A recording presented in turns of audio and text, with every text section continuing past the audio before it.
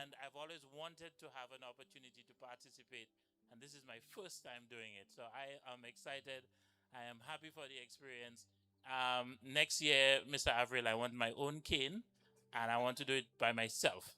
All right, so we're going to work that out.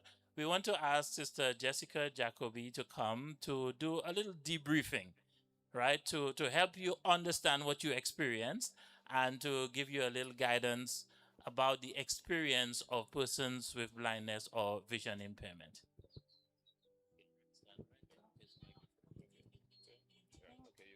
Okay. Good afternoon again. How was the experience? I'm not hearing y'all. How was the experience? It was great. Okay. So I spoke with you all earlier, doing a little orientation, preparing you all for the walk. Um, hello? That's no. Okay. Okay, yes. So we did the orientation before the walk, and one of the most important things I'm sure you all learned was that you have to learn to trust your guide, right? Okay. Now, without me saying too much, I want to invite some of you because those of you who may not know, I was born blind. So the experience that you had today is one that I live every day. And Mr. Avril as well, he got blind very early. So this is what his experience on a daily basis.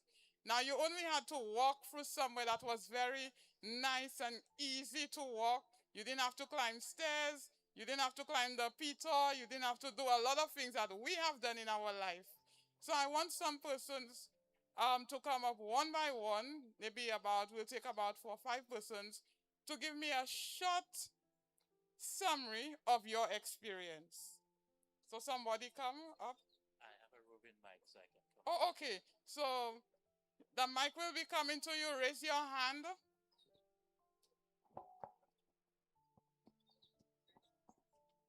Who wants to share their experience? Okay, we have one. Okay, great. Well, yes, it was, I would say it was a good experience. Well, when I as it is first time, and when you have not trained for something, it makes you a little shaky. So when the sister tell me she don't want to be blindfolded, I tell her, let's try it. Let me try it. Right. She told me all the people is right at the front already, and I'm right back because I'm afraid to walk.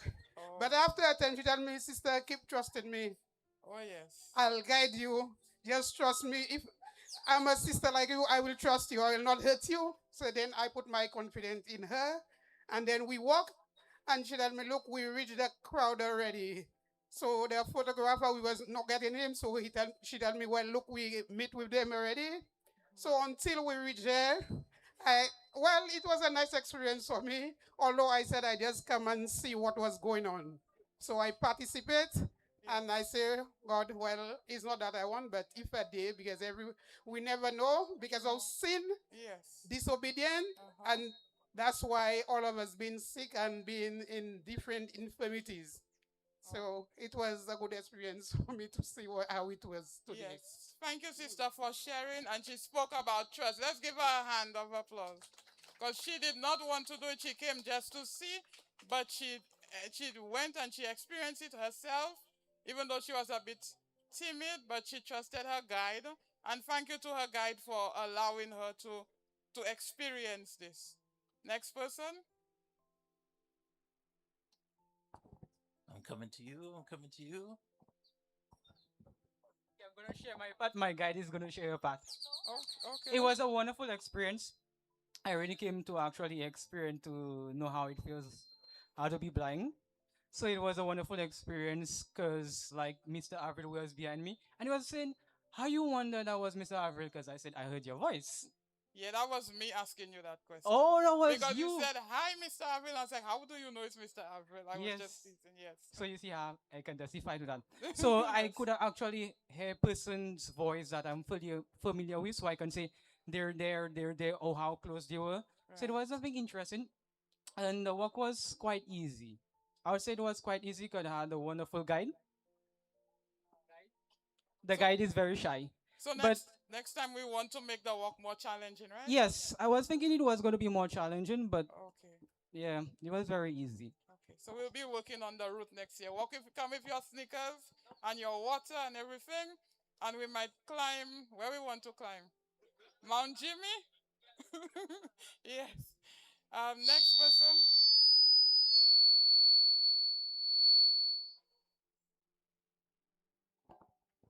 Okay, I'm getting to you.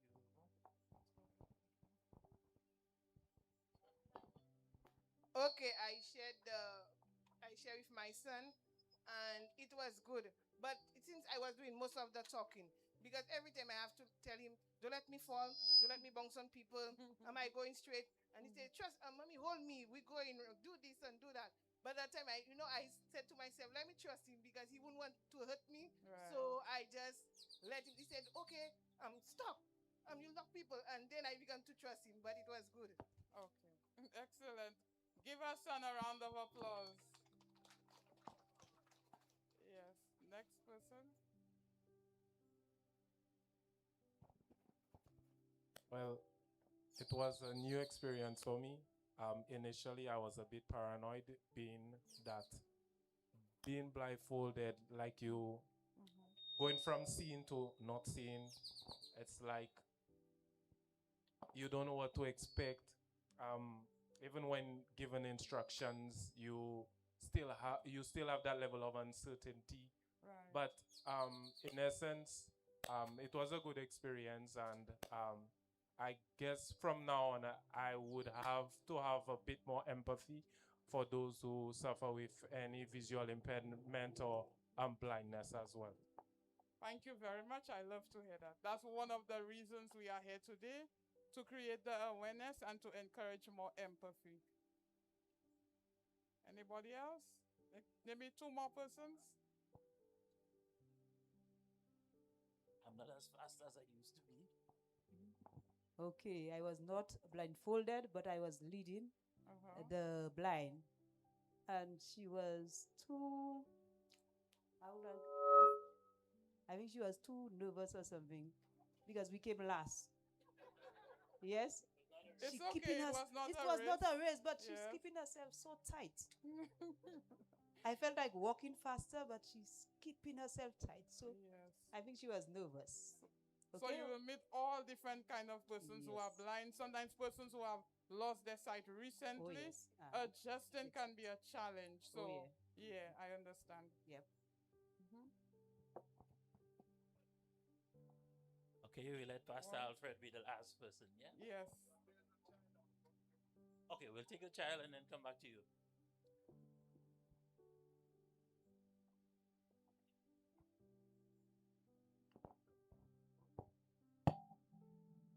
So I was nervous, but my granny said I would be okay. So I trust her. So I walked with her until I get to the end. So I just want to talk like A little.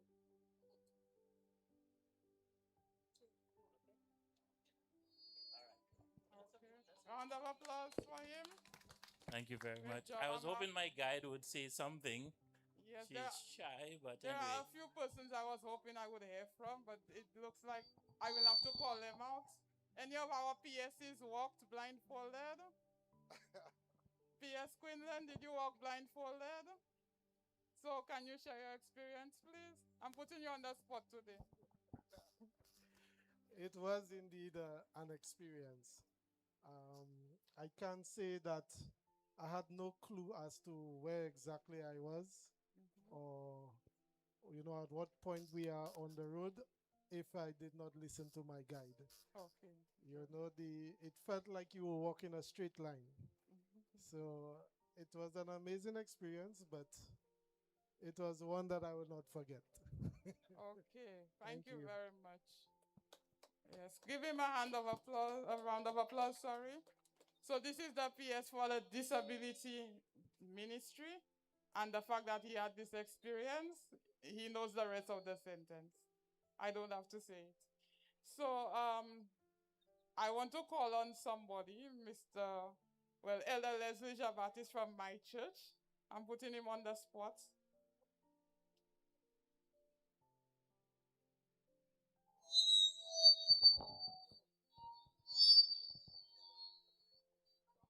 Hi, good afternoon. Okay. For me, Jessica, it was a little frightening at first. Um, I was a bit stiff. Then my guide did a fantastic job. I worked with your sister, and she looked like she's very experienced in doing this. So she made it much easier for me. And she said to just relax and walk. And then I did that, and it felt really, really good. And for me, what I took from it is the fact that I am, more aware of persons with blindness, and how to deal with these individuals. Okay. Thank you very much. I think Pastor Alfred had to share, so he will be our final person. Okay, thank you. I felt my experience has been relived. I started tentatively, but when I asked where I was, and I was told that, okay, you're nearing the gate, I now became a little bit, frightened. So I said, I don't want to hit anything, please. But my guy did a fantastic job. He gave me the cue when we got to the gate, his hands as you gave him the direction. Right. And then after that, it started feeling easier. And then I walked, and he commented all along the way. So we had a good time. But it really gave me a very unique feeling. If that is how it is to be blind, then to me, we have a lot of work to do with our roads. Because you can't be sure when you're dropping into a small pothole. So we need to do a better job to ensure that our persons who are living with blindness are more comfortable using our access road. Okay, thank you, Pastor Alfred, for sharing. Thanks, everyone, for sharing. There's one person that I really want to commend. I did not get her name, but she was walking right behind me, and she was guiding somebody. And she was telling that person everything that was going on around them. Were you passing this building? You're passing that building. You're passing on the bridge. She did an excellent job, and she kept reminding her person that she was guiding that, okay, you're supposed to be one step behind me, not ahead of me, because the person kept wanting to go ahead. So can you just stand so persons can see you, please? You're standing already? Wow. So excellent job. And I would like to say congratulations to all of you for taking up the challenge. And I'm hoping that this has been an opportunity for you to be sensitized and for you to be able to sensitize others and to advocate on behalf of persons who are blind or visually impaired in our church and in our community. Thank you. Thank you very much, Sister Jessica. And indeed, we want it to be that we are described correctly as an inclusive church, as an inclusive community, as a sensitive community, and as a community that looks out for the welfare and well-being of everyone. We are going to have an item of music now. We want to invite Sister Julina Flora to do a special song. We are working out the logistics in between the droplets of rain. Yes, but we'll get it done. And, as good Seventh-day Adventists, we must have music. All right, here we go. Good afternoon, everyone.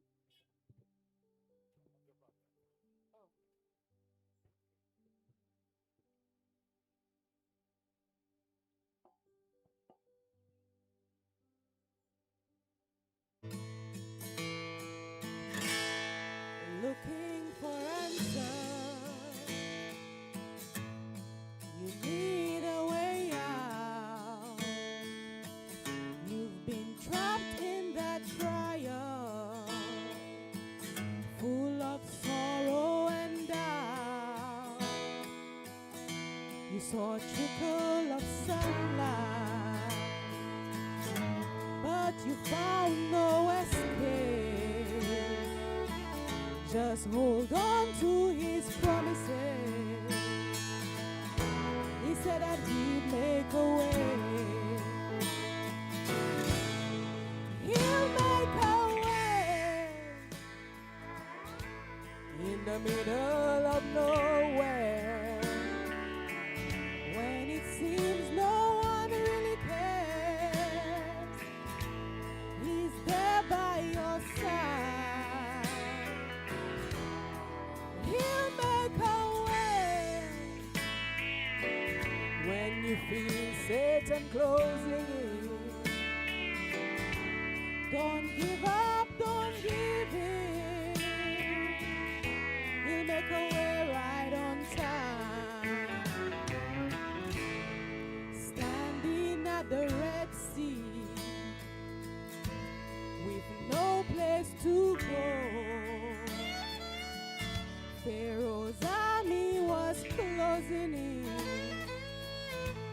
They'd soon overthrow. But right out of nowhere came a mighty strong hand. He rolled back the water and made a way out again.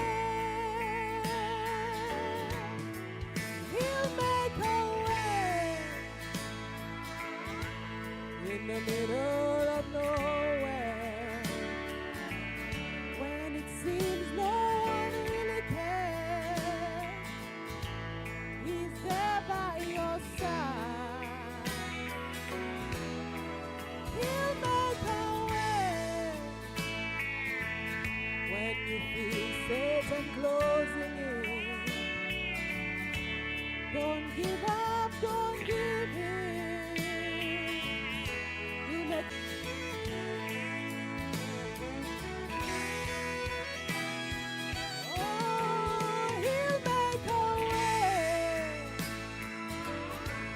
In the middle of nowhere,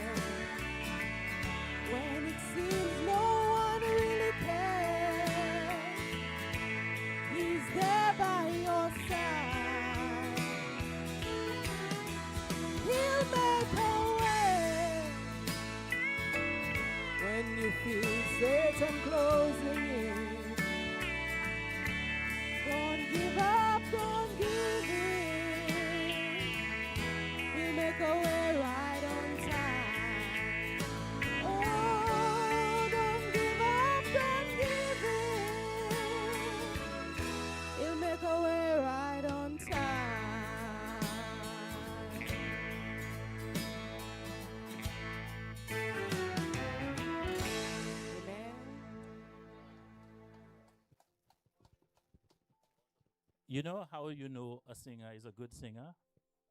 You see, if I were to sing, it starts to rain.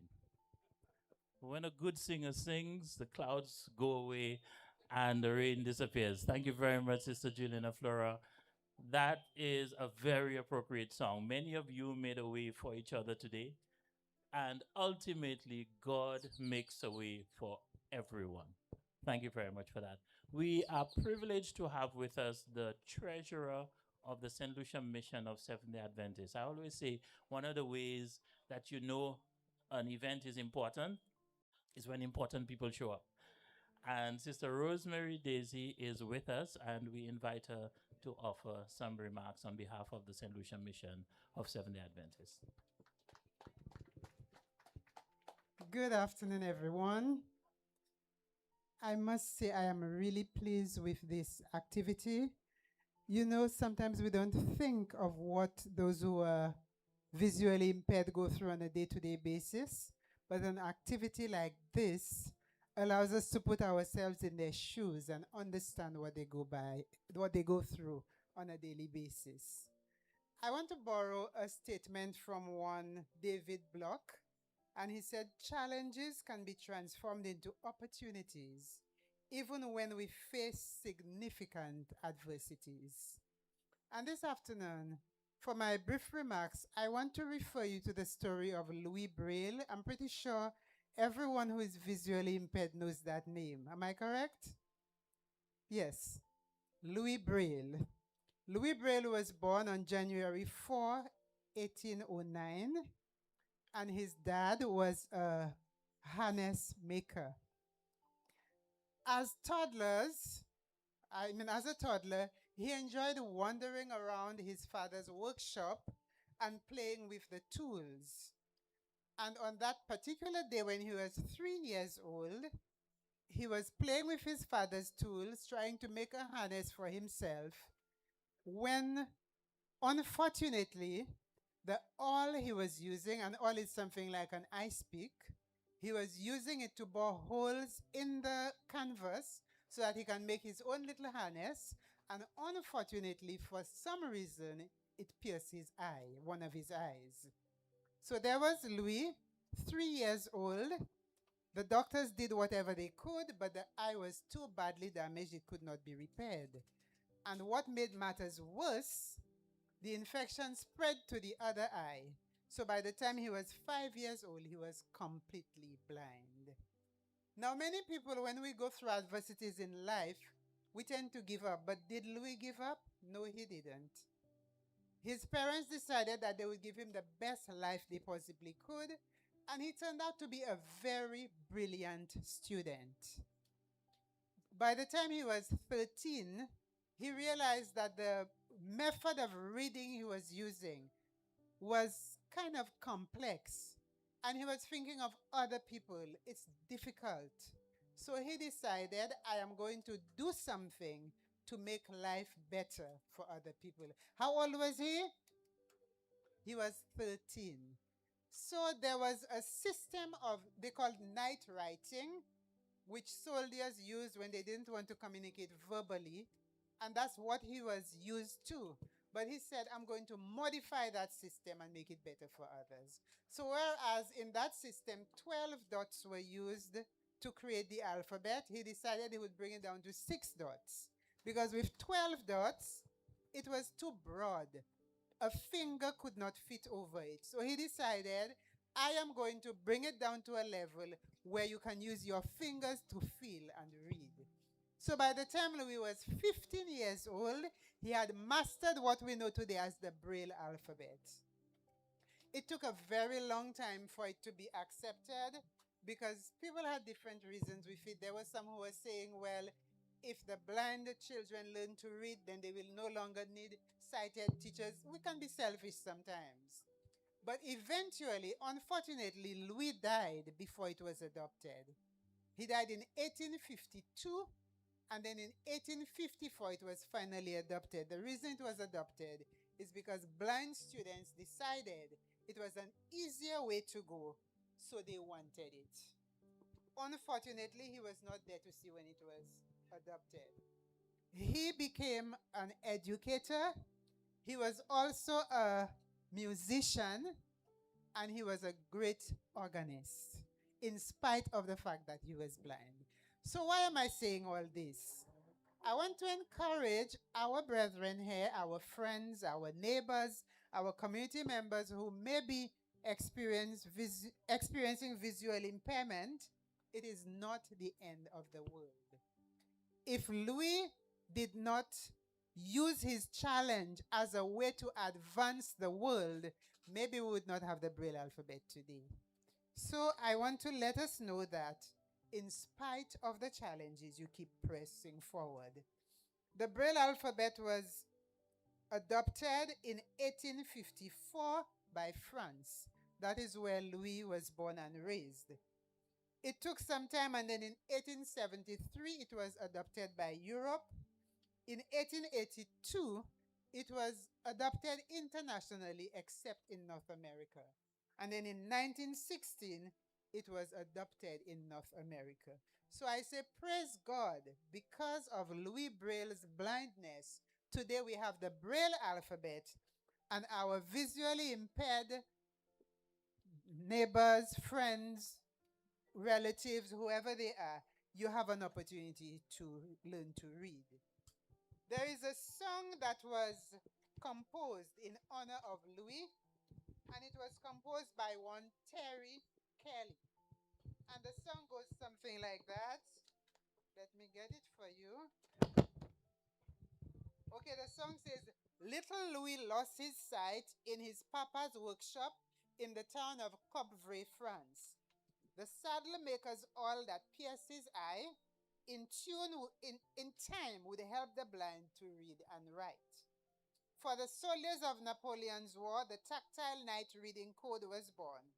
Captain Barbier showed young Louis when the war was through, and he modified it, finger-sized it, to the 6 dots we all use. Merci Louis, thank you Louis, thank you Braille. We honor you each day with a world of reading hands. 6 magic dots are the keys to the locks that free the blind to read. I say thank you, Louis. Dearest Louis, I wish you were here to touch your gift of genius everywhere, to look about at the blind of the world, empowered, proud men, proud women, proud boys and girls. Louis, just like in your day, some say we don't need Braille, but we are millions strong, singing loud and clear. Vive Louis, vive Braille, merci Louis, thank you Louis, thank you Louis Braille. We honor you each day with a world of reading hands. Today I salute the visually impaired among us. We know that your life is challenging, but you don't give up. You keep pressing forward. And for this, we commend you. And I want to end by sharing with you a few quotes from blind people. Stevie Wonder, I'm sure we know the name, he said, just because a man lacks the use of his eyes doesn't mean he lacks vision. Is that true? Okay. Then we have an anonymous writer who said, your strength lies not in what you see, but in the courage you carry within. Then we have Helen Keller. I guess that's a familiar name. She says, better be blind and see your heart than to have 2 good eyes and see nothing. In closing, whatever we do for ourselves, die with us. What we do for others remains immortalized. I thank you. Thank you very much, Sister Daisy. And I think getting that historical background gives us an even deeper appreciation for the experiences that we had today. I want to invite next to speak to us my friend, Sister Dr. Charmaine Hippolyte Emmanuel. Today she is speaking to us in the capacity of being the permanent secretary in the Ministry of Equity, Social Justice and Empowerment. Dr. Emmanuel. Thank you, my friend, my deal. I want to acknowledge my esteemed PS, Mr. Ricky Quinlan, Mr. Avril and the team of Blind Welfare, Glenn and all of the others, my brothers and sisters from the church in the valley, I call it. Oh, wow. That's a warm amen. And everyone else, Juju, thanks for the song. Thank you, everyone, every onlooker. Actually, today just tells me how fortunate most of us are because we have sight. And oftentimes, I remind myself, do not take this impairment for granted. And the slightest moment we're not able to find our way, the discomfort sets in. So we thank God that we're able to be there with you and to understand, yet we try to understand more about it every day. So today I represent a ministry with a mandate to empower. Also, I represent a church, the Laborie district of Seventh-day Adventist, with a mandate to be with people guided by God's words. We count it an absolute honor to be part of this movement, the ministry and the church. And we encourage persons to continue trusting in the process of what we have to share and how much we can help. We honor your courage. We honor your bravery.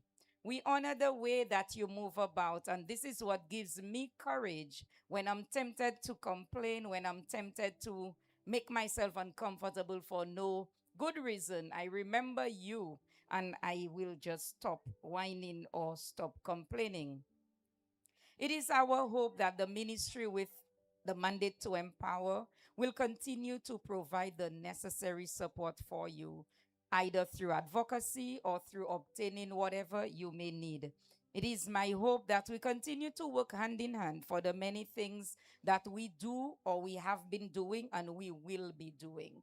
Even with the church, we continue to care or look out for persons with disability through our hot meals on a Wednesday and, well, the other two churches on a Sunday, or whatever activity we may do. So, ladies and gentlemen, brethren, friends, onlookers, we thank you for being here. We thank you for allowing us this opportunity to see or to just walk quietly in your world, thus giving us a better understanding of what you feel like. Pastor, I charge you to make this an annual event. Even as we sit here, I'm already getting an idea. I don't think any of my staff is here. We will have a guide and a blindfolded persons, and let me see how much work we can do for the day. P.S. You can take that idea as well. Let's take it to work next week, Monday, and that I know will make us be a lot more empathetic to our persons who are differently able, especially with visual impairment. So thank you, everyone. Thank you, Mr. Moderator, MC, for having us. Thank you. Thank you very much, Dr. Emmanuel. I really like that idea. Not just walking the streets, but try out this experience in your home. Blindfold yourself. Let's see how you can get to the washroom. I wouldn't encourage that you cook a meal. That may be a little bit dangerous. But, see how you can negotiate and navigate the spaces that you think you are very familiar with. We are staying with the government, and we want to hear now from the other permanent secretary who is with us. I want to call him Brother Ricky Quinlan. He's with us so often that I think we better make that thing official. Mr. Ricky Quinlan is the permanent secretary in the Ministry of Home Affairs, Crime Prevention, and Persons with Disabilities. Mr. Quinlan. Thank you, sir. Good day to all. Allow me to adopt the protocol already established by my PS, Dr. Emmanuel. I am honored to join you this afternoon on behalf of the Honorable Jeremiah Norbert, Minister for Home Affairs, Crime Prevention, Conflict Resolution, and Persons with Disabilities, who is currently out of state and sends his warmest greetings and best wishes to all gathered here today. I wish to extend sincere congratulations to the St. Lucia Mission of the Seventh-day Adventist Church, the Department of Equity, Social Justice, Gender, and Older Persons, Sabbath School and Possibility Ministries, and the St. Lucia Blind Welfare Association for organizing this meaningful and inspiring event. Your collaboration demonstrates what can be achieved when faith-based organizations, civil society, and community groups come together to, with a shared purpose to build a more compassionate and inclusive society.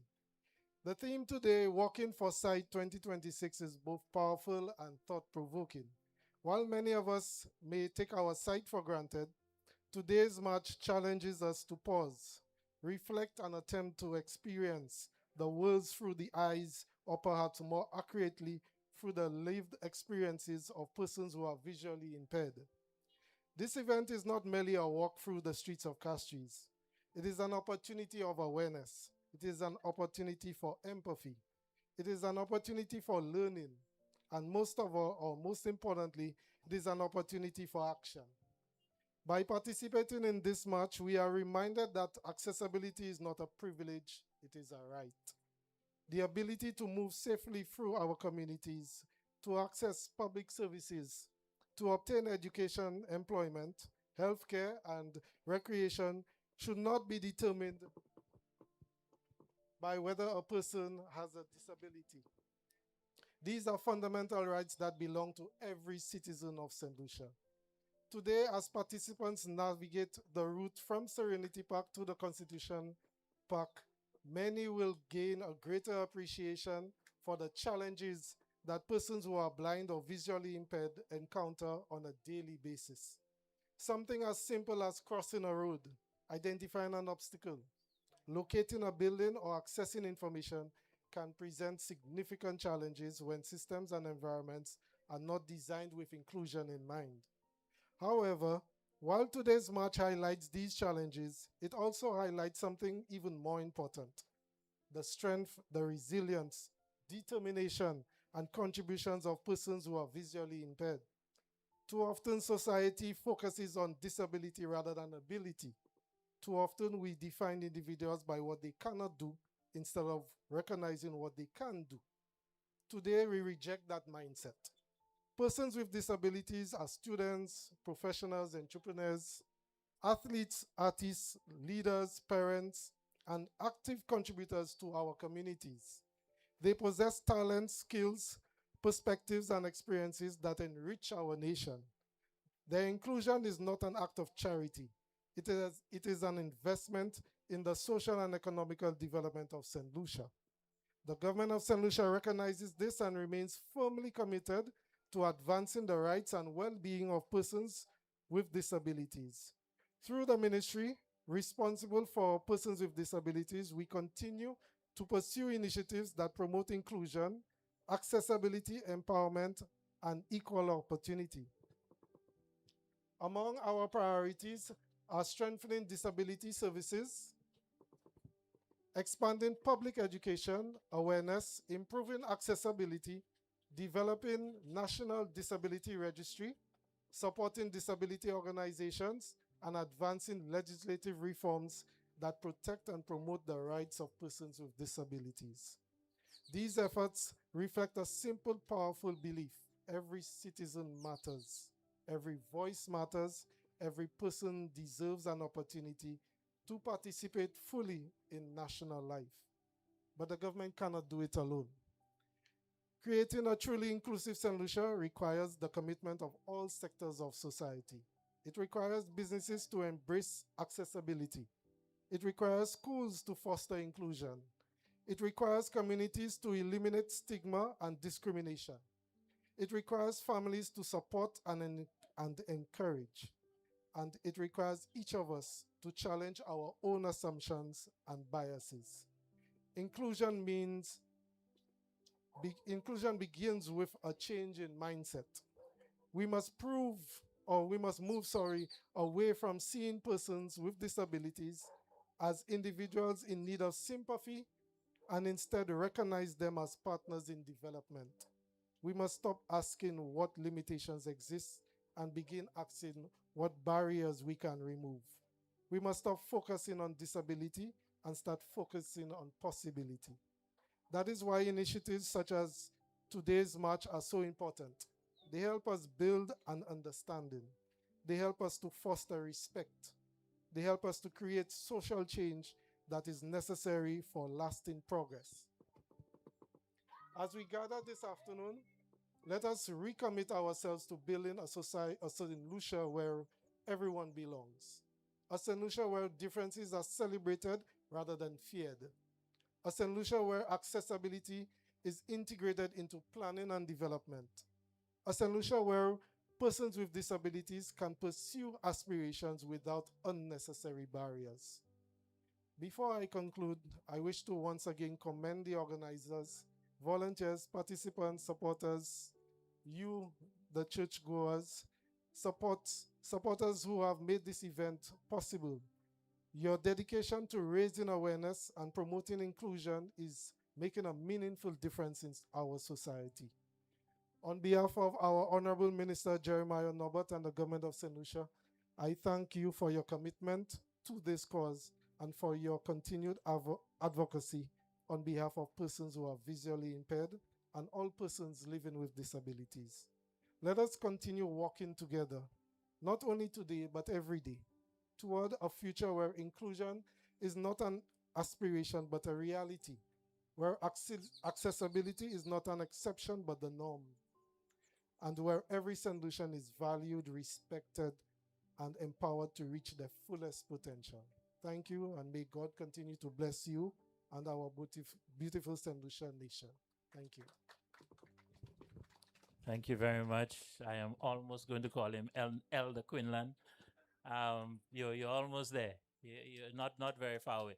Listen, there are only two more things that need to happen in this program, but I want to add one third thing, right? I feel the need to be thankful. Yeah? The St. Lucia Blind Welfare Association has done so much to support blind and visually impaired people, and we have to be grateful for them and what they have done for the St. Lucian Society. I am grateful to belong to a church that steps into the area of disabilities and looks at it not just as disabilities, but as possibilities. What is it that we can do rather than what our limitations are? So I want to invite somebody with a better voice than mine to help us all sing the song, Thanks, Thanks, We Give You Thanks. If I count, maybe you can start. 1, 2, 3.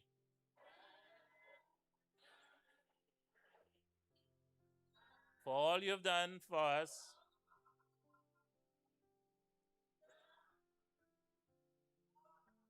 We are so blessed. Our souls are at rest. Oh Lord. Now that's just the practice. Let's do it for real now.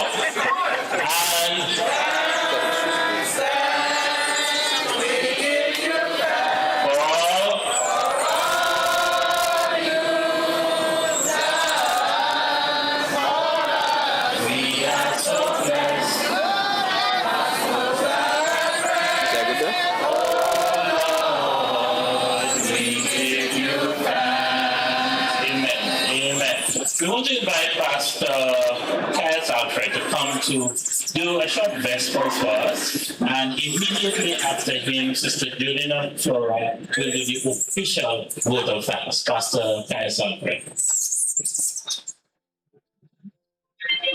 You can clap for him.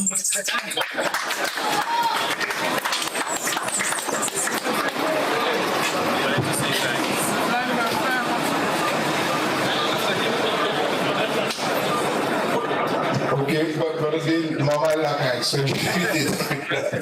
let me acknowledge again in our presence our two permanent secretaries. We are delighted that you took time from your busy schedule to be here. Sister Daisy, one of our administrators, for being here, and of course all our esteemed guests. We really appreciate your presence here, and our members from the Valley and from Trois Pitons. If I didn't say that, I would get crucified. And we are glad that you're here. And Reverend, let me add by saying we are grateful to God for giving us fair weather at least to be here. Somebody give Jesus a round of applause. Thank you. I just want to share a quick thought with you from the book of Second Corinthians, chapter 5 and verse 7. It says, "For we walk by faith, not by sight." We walk by faith, not by sight. Today we had a demonstration of what that feels like. To walk with a guide, being blindfolded. So you had to place a lot of trust and confidence in the person who was leading you. And that person had to have some level of skills, okay, to set you at ease. It's not easy to have a preferred destination, but to not know quite how to get there. So we had that kind of demonstration here. And that is a kind of, illustration of what it means to walk by faith and not by sight. In this world, there's a lot of uncertainties, a lot of challenges. We are not quite sure what is going to happen tomorrow. We don't know what lies ahead. We are not too sure what God is doing in the background. But one thing we do know, He's a trusted, sighted person. I don't know what kind of vision to say he has, because it's not 2020, because he looks way into the future. And from now, he can guide you and pave your way for the future. So God has what? Absolute vision. So, and what a person to trust. A person who knows the way, who is well acquainted with it, and darkness is as much as light to him. And he's a person who has a track record. He can be trusted. And what a great person to put your life into, well, to turn your life over to. You can count that he will trust you in, he will guide you, in the right place, in the place that is best suited for you. Just as our guide guided us, and we were not quite sure what was happening, but we depended on him. Even so, we too can depend upon our God. Even when circumstances seem dark or uncertain, his presence is never leaves us. And what our eyes cannot see, our faith can. So we need to learn to put our trust, rather than choosing despair. You choose to be hopeful, to be confident, because the God who guides you knows the way. I want to present to you Jesus. Jesus, ladies and gentlemen, there's no better guide than Christ. You can trust him, turn your life. In fact, let me not even use turn. Surrender yourself to him, and you can count that he will take you to the destination. And by the way, the preferred destination is heaven.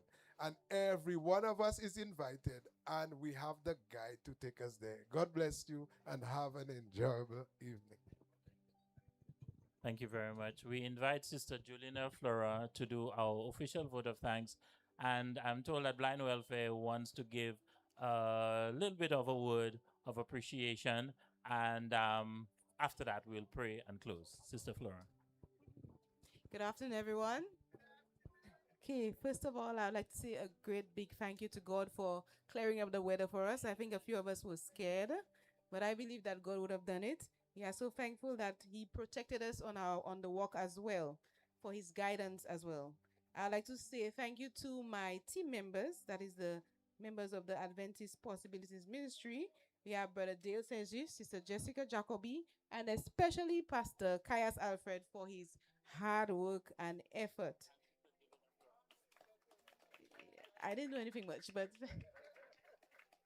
also we'd like to say thank you to our guests. We have Sister Daisy, Sister Dr. Charmaine Emmanuel, Brother Quinlan, Mr. Quinlan, Elder Quinlan, Mr. Avril, Mr. Simon. We are so thankful that you have made it possible to be here this afternoon, especially to our participants. Let us give ourselves a round of applause. All those who were blindfolded and all those who led. We are so grateful that you took part in this exercise. We would like to thank, there are so many of us, Len and his team, the videographers. We have to thank the audio team at the back. We are so thankful for all of you for showing up. Thank you so much. Thank you. And we hope that when we call again, that you will show up in even bigger numbers. Thank you so much. Thank you very much, Sister Flora.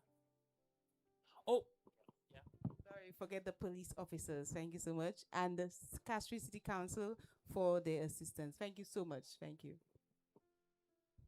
thank you very much. And the police outriders did a wonderful job in keeping us safe on the road. We are very grateful for that. Blind Welfare Association.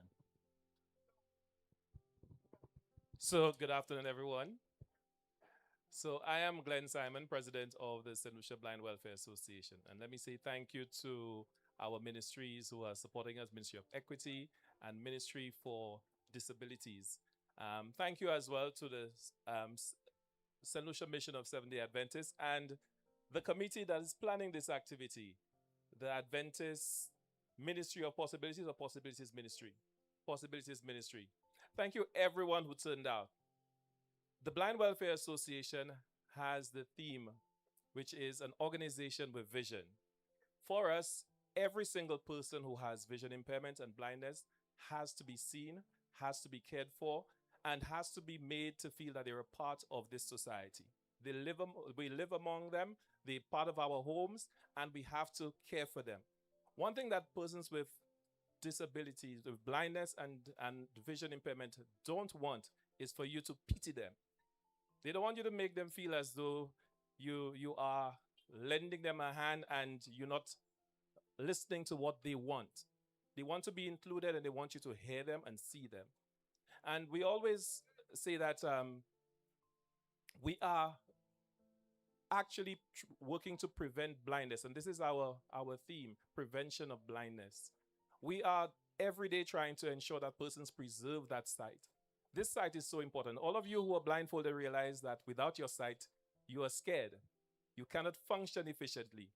And you could lose your sight so easily through illness, through accidents, through violence, through diabetes. There's several ways that you could lose your sight. And when you lose your sight, you have lost a part of you. But that's why blind welfare exists, to try to help you align yourself, regain that confidence, and we are always going to be there to support persons with blindness and blinding conditions. We are so thankful for this activity. This month is being observed as Blindness Awareness Month, and our theme for this month is, what is our theme again? Let me get it for you. Our theme for this month is empowering, yes, is awareness to action. Awareness to action. And this is what we actually want to show, and this is what you demonstrated there. And we're saying that if you understand what blind people are going through, you are able to help them create better opportunities and possibilities for themselves. And we're really thankful that you have celebrated blind persons today and given them a chance to be included and understand what they're going through. So on behalf of the St. Lucia Blind Welfare Association, we'd like to thank you on behalf of all our members and say, stick with us, come to our offices, let us check your vision, because you never know where you are at. And unless you check your vision, you'll never know what interventions we can do for you. So thank you and have a wonderful rest of your day. Thank you very much, Mr. Simon. Much appreciated. Go to the Blind Welfare Association. They will take care of you and your vision. Yes? We want to close with prayer. Yes? I want to ask and invite, as much as we are able to, let us stand. I want to invite Brother Leslie Jean-Baptiste from the Topiton SDA Church to offer our closing prayer. Let us pray. Father, we are so thankful for this event this evening. We are grateful, dear God, that you were able to take us safely from Serenity Park to this location. Dear God, we are thankful for the people that we have around us that are ever willing to assist individuals without sight. We thank you for all the organizations that are present this afternoon, the St. Lucia Mission, the Blind Welfare Association, and also the ministry responsible for persons with disability. We ask you, dear God, to continue to look upon those individuals with responsibility, and that you may continue to guide them and protect them, and may you give them the wisdom and understanding so that they will be able to plan programs and they will be able to look after the welfare of individuals with blindness. We ask you, dear God, that you may continue to be with these individuals who advocate and these individuals who continue to assist people in their own respect. We ask you, dear Lord, that you may give them the means, give them the finance, give them the ability so that they can continue to do their task faithfully. Bless us and continue to be with us tonight, I pray. In Jesus' name. Thank you very much, Brother Jabatis. We're looking forward to more collaborations between the St. Lucia Blind Welfare Association and the Possibilities Ministries Department of the St. Lucia Mission of SDA. We are glad to partner with the Ministries of Equity and Persons with Disabilities, all in support of people who can benefit from the resources and contributions that we can make. Thank you very much, everybody, for making the effort. Thank you for participating. Please get home safely. Pastor Alfred, I think, has... Oh, yes, if you can assist, please do not just walk away from the chairs. If you can close them and let's just assist in getting them